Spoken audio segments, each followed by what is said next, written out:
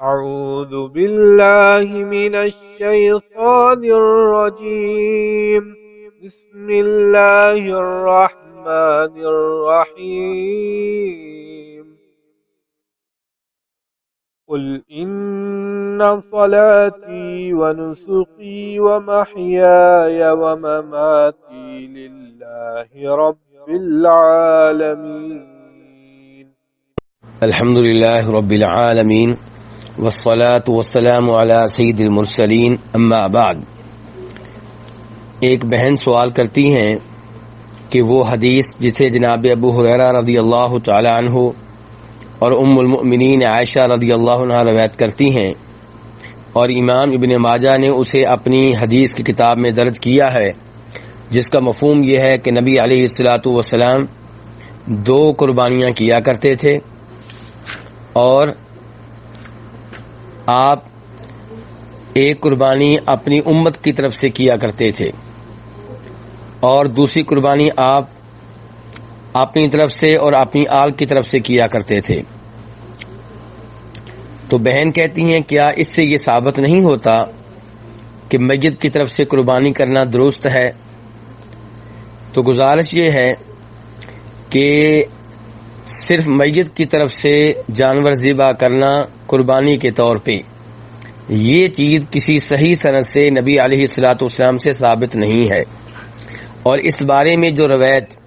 ترمذی شریف اور ابو داؤد شریف میں آتی ہے کہ جناب علی رضی اللہ عنہ نبی علیہ الصلوۃ والسلام کی طرف سے قربانی کرتے تھے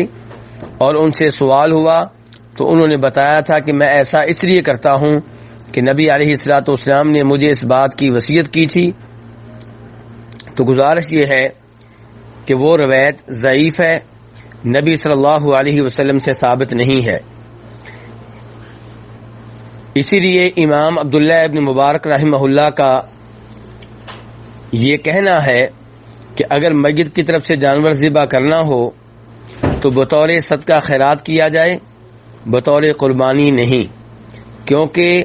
میت کی طرف سے صدقہ خیرات کرنا حدیث سے ثابت ہے، لیکن قربانی کے طور پہ میت کے لیے جانور ذبح کرنا یہ نبی علیہ الصلوۃ والسلام سے ثابت نہیں ہے۔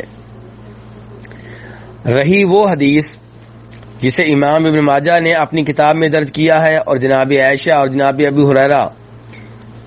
نبی علیہ الصلوۃ والسلام سے روایت کرتے ہیں کہ آپ 2 جانور ذبح کرتے تھے، ایک اپنی امت کی طرف سے اور ایک اپنی طرف سے اور اپنی آل کی طرف سے، تو اس سے یہ مسئلہ ثابت نہیں ہوتا کہ میت کی طرف سے قربانی کی جا سکتی ہے، کیونکہ اس میں یہ ہے کہ ایک بکرا امت کی طرف سے۔ اب امت کے وہ لوگ اس سے مراد ہیں جو آپ کے زمانے میں زندہ تھے، اور اگر یہ کہا جائے کہ اس میں وہ لوگ بھی شامل ہیں جو فوت ہو چکے تھے تو پھر بھی میت کی طرف سے الگ سے جانور ذبح کرنے کی دلیل اس سے نہیں ملے گی، بلکہ پھر بھی یہ کہنا پڑے گا کہ نبی علیہ الصلوۃ والسلام نے امت کی طرف سے قربانی کی اور اس میں امت کے زندہ لوگ بھی شامل تھے اور فوت شدہ بھی، لیکن خصوصی طور پہ میت کے لیے بکرا ذبح کرنا اس کی کوئی دلیل نہیں ہے۔ تو خلاصہ کلام یہی ہے کہ میت کی طرف سے قربانی کرنا یہ نبی علیہ الصلوۃ والسلام سے ثابت نہیں ہے۔ البتہ